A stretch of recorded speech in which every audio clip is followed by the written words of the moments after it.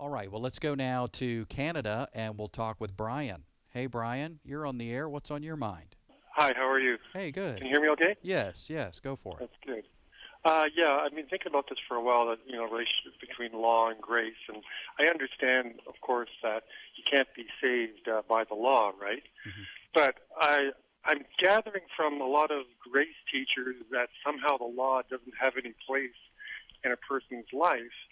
And that doesn't seem right, partly because if you look in Colossians, Paul, first of all, in all of his epistles, he starts with the identity issue and that you're saved and all that. And then after that, he goes into very specifics, says, don't let the sin go down, don't let the sun go down in your anger, or all kinds of other little commands, not little commands, but other commands, Hmm. where he tells them how they are supposed to live. Hmm. Now, I know those aren't the Ten Commandments, but there's still commands that's addressed to the new man. Hmm. So, Okay, good. as a grace teacher, do you have issue with that, or? Sure, yeah, okay. Great. Appreciate you bringing this question, Brian. First, yeah, I would say that the law has no place in the life of a believer. And what you're describing is not the Jewish law. You said it yourself. What you're describing are commands in the New Testament. They are behavior passages, instruction for living, commands in the New Testament aimed at the new creation. I agree with that. And that's not the Old Testament Torah. It is not the law. Not only is it not 10 commandments, but it's not 613 commandments. That's what the law is. So when Paul talks about being free from the law, he's not saying, so go live a chaotic life. He's saying, now go live a Christ-centered life. Focus on Him. Depend on Jesus. Bear the fruit of the Spirit. Are you going to end up murdering? Not if love covers a multitude of sins. Are you going to end up getting angry and flying off the handle? Not if the fruit of the Spirit is patience. Are you going to end up cheating on your spouse? Not if the fruit of the Spirit is self-control.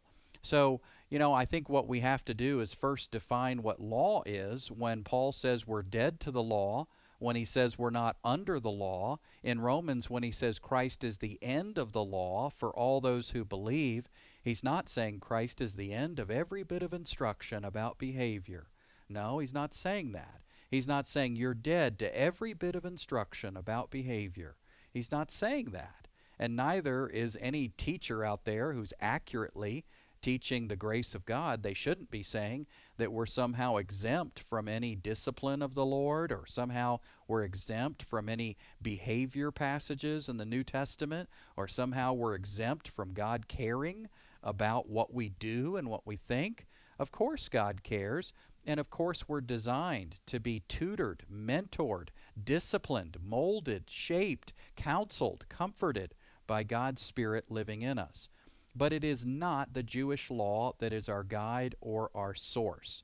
2 Corinthians chapter 3 lets us know this. It says that this ministry of the Ten Commandments is a ministry of condemnation and death.